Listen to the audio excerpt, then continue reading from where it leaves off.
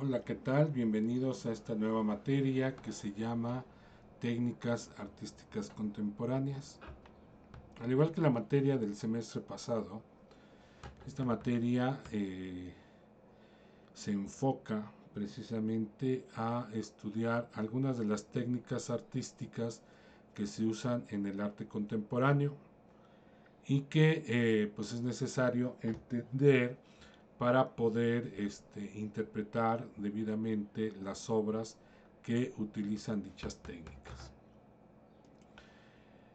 En primer lugar, lo que tenemos que definir es a qué nos referimos con el término contemporáneo, porque ahí precisamente a veces puede suscitarse algunas confusiones con respecto a, sobre todo a la palabra contemporáneo, ¿verdad? Lo primero que tenemos que aclarar es que cuando hablamos de historia universal, el término contemporáneo se refiere al periodo que va desde la Revolución Francesa y la independencia de Estados Unidos hasta nuestros días, la historia contemporánea o la edad contemporánea. Pero en historia del arte no tiene el mismo sentido. Pues en primer lugar en la edad antigua no decimos arte antiguo, sino nos referimos al arte según civilizaciones. Arte egipcio, arte romano, arte, en fin. Y a partir de la Baja Edad Media, tampoco nos referimos, salvo en el caso del Renacimiento, eh, no nos referimos con arte medieval, aunque sí llega a usar arte medieval, pero el arte medieval engloba el arte prerrománico, románico, gótico, y luego renacimiento, barroco, manierismo, etcétera. Entonces, el arte o el término contemporáneo en el arte puede tener distintas delimitaciones temporales según autores o corrientes de historia, crítica o filosofía del arte. ¿Qué significa esto? Para algunos, los menos, el arte contemporáneo incluye todo el arte del siglo XX y primer cuarto del siglo XXI. Incluso hay quienes este, se remontan incluso al impresionismo.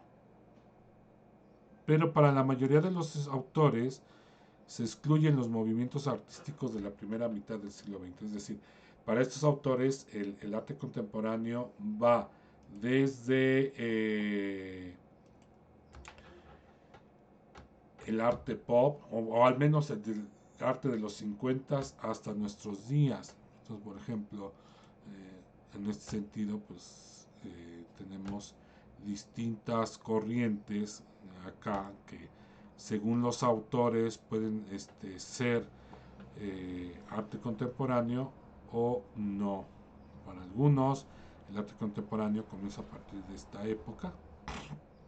En fin, este, ahí tenemos un problema. Luego, con el surgimiento del concepto de posmodernidad, otros autores excluyen el arte de los años 60 y lo limitan en el arte de los 70, 80 hasta nuestros días. La caída del muro de Berlín y la crisis de las ideologías que se basan precisamente en el análisis marxista conducen a la idea para algunos de la muerte de la posmodernidad y vuelven a redefinir el concepto de contemporáneo. Por eso, para otros autores, el arte contemporáneo solamente es de los últimos 15 años. Entonces, ¿a partir de qué momento hablamos de arte contemporáneo? Pues eso va a depender de la posición filosófica o en el último de los casos de los gustos de cada quien. Para algunos el arte contemporáneo es desde el impresionismo, para otros con las vanguardias, para otros con el pop art, para otros en los 70s, en fin. Ustedes son los que eligen a partir de qué momento se define el concepto de contemporáneo. Para nuestro curso, nosotros vamos a usar el concepto de contemporáneo a partir de los años 50 del siglo XX en adelante.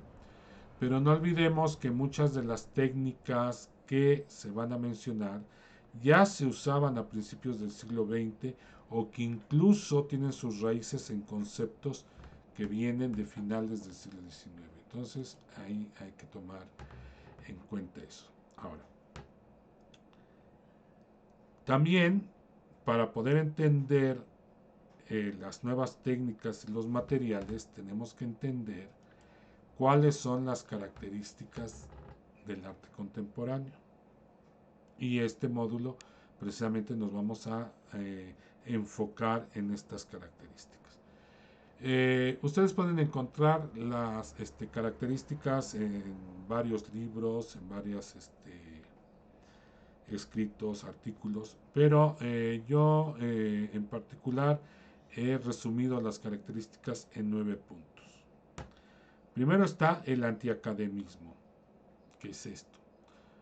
En arte, por academismo se entiende la enseñanza realizada en la academia, es decir, en las instituciones oficiales, escuelas, academias de bellas artes, etc., y que por lo general se identificaban o se identifican con prácticas tradicionales que se identifican con el clasicismo, aunque también se incluyen estilos como el romanticismo, el impresionismo, el muralismo, el cubismo, es decir, prácticas que en su momento fueron consideradas antiacadémicas y que ahora se enseñan en las escuelas.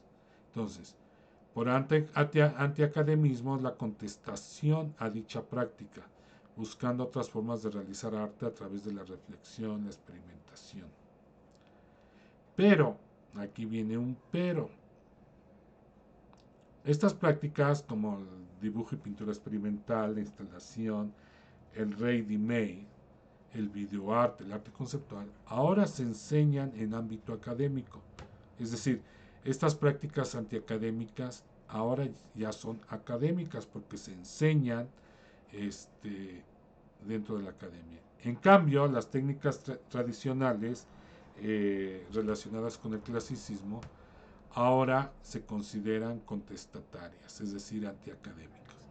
Por lo tanto, en la actualidad es necesario redefinir el término o el principio antiacademicista. Pero en resumen, el antiacademismo es ir en contra de lo que se enseña en las escuelas y generalmente relacionado con los estilos clásicos tradicionales. Segundo, técnicas y materiales alternativos. A esta contestación se buscan técnicas y materiales nuevos que amplíen los recursos de la práctica artística. Esto va desde el reciclaje, el uso y aprendizaje de técnicas tradicionales, así como innovaciones proporcionadas por publicidad, ciencia y tecnología.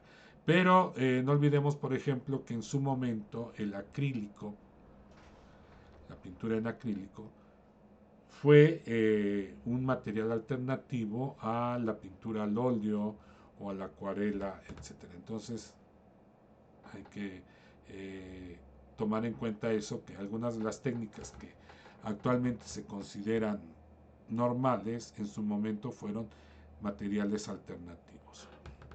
Contestación al museo. A partir de los años 60 comienza a haber una crítica hacia el papel del museo y la galería como promotores de artistas, sobre todo porque se les tacha de retrógradas, elitistas e impositivas, porque se ligan al mercado elitista del arte, representado por coleccionistas y casas de subastas, por lo que se buscan espacios alternativos donde no existan los límites tradicionales del museo, como el caso de la instalación, el arte urbano o el arte callejero. Luego tenemos el papel del espectador. Debido al anterior, en el museo, el espectador se limita a ser solamente su espectador, ver, pero no es considerado parte de la obra, solamente un mero observador. Las nuevas técnicas buscan que el espectador interactúe con la obra, incluso con el montaje de la misma. Y entonces, en este sentido, el espectador se convierte en coautor de la obra. Por ejemplo, aquí en esta exposición de Van Gogh inmersivo, las mismas personas se convierten en parte de la obra misma. Entonces, ese papel de interacción. El papel del autor. En este caso, algunos artistas contemporáneos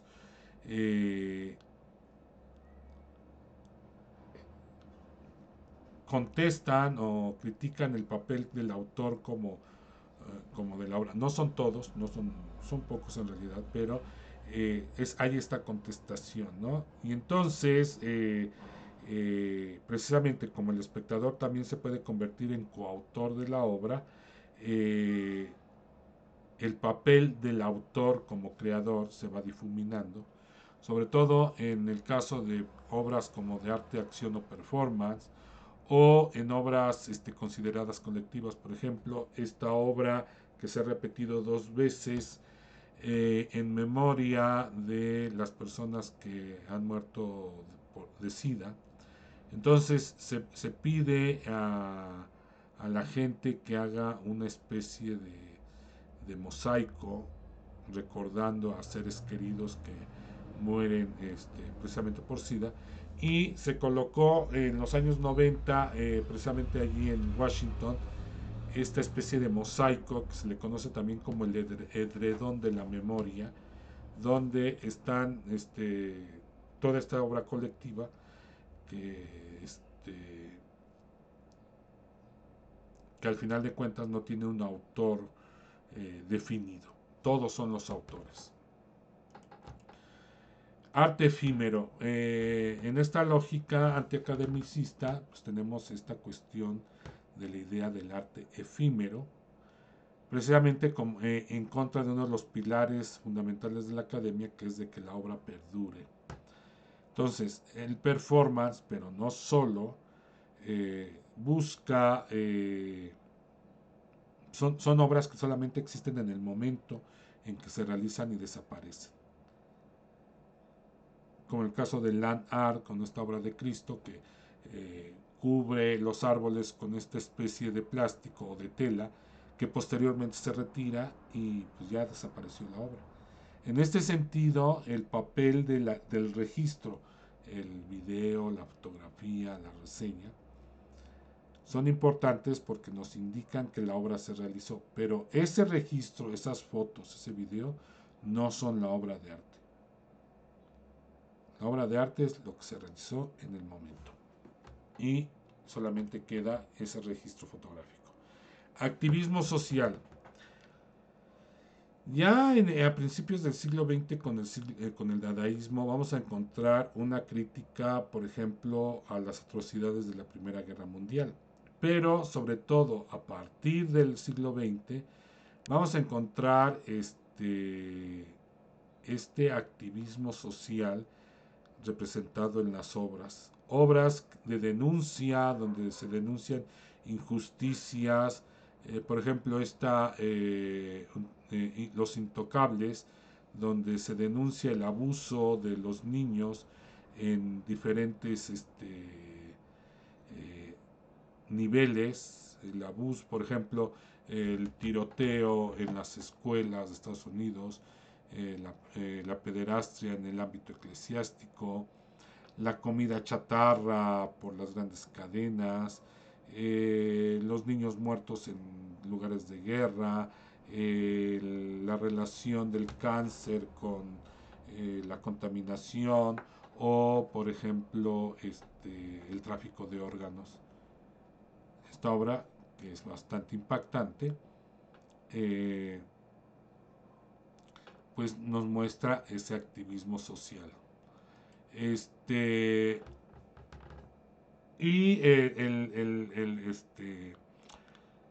este activismo pues va a tocar muchos temas.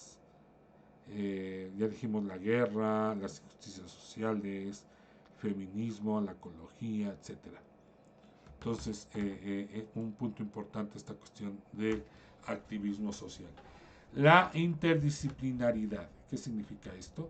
Significa que hay obras de arte donde el artista necesita el apoyo de profesionales para la creación de materiales o recursos que permitan realizar la obra.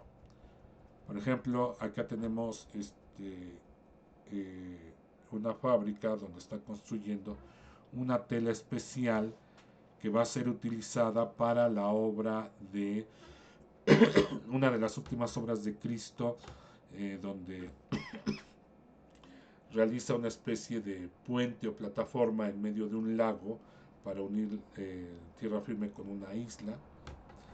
Y pues obviamente Cristo es el artista conceptual, pero él no sabe hacer este tipo de material que además tiene que ser ecológico y renovable, reutilizable. Entonces él recurre a los profesionales para poder realizar este tipo de tela. Eso es lo que se refiere la interdisciplinaridad. Es decir, que el arte se apoya en otros profesionales para poder realizar su proyecto. Esto sucede, por ejemplo, con el bioarte, donde por fuerza es necesaria la participación de un biólogo, por lo menos de un farmacobiólogo, alguien así. O, por ejemplo, ya en los 80, por ejemplo, cuando se empezó a introducir el uso de la computadora, los primeros artistas que van a hacer uso de la computadora van a necesitar de ingenieros informáticos para realizar dichas obras. Actualmente pues ya no, porque es relativamente fácil, digo relativamente, que un artista use la computadora y puede hacer muchas cosas con ella. Pero al inicio, por fuerza, necesitaba de un ingeniero informático. Prevalencia del concepto sobre el objeto. Aquí ya con Marcel Duchamp, allá a principios del siglo XX, empieza a pone sobre la mesa la idea de que lo que importa es sobre todo el concepto, no tanto el objeto como tal. Y es por eso que podemos encontrar obras polémicas que para muchos no es obra de arte, pero que el artista trata de justificar precisamente a través de un discurso con el cual trata de convencer a los espectadores que lo que está haciendo es precisamente arte. Entonces, estos 9 conceptos que vemos aquí, alguien podría añadir más, alguien podría decir, no, pues no.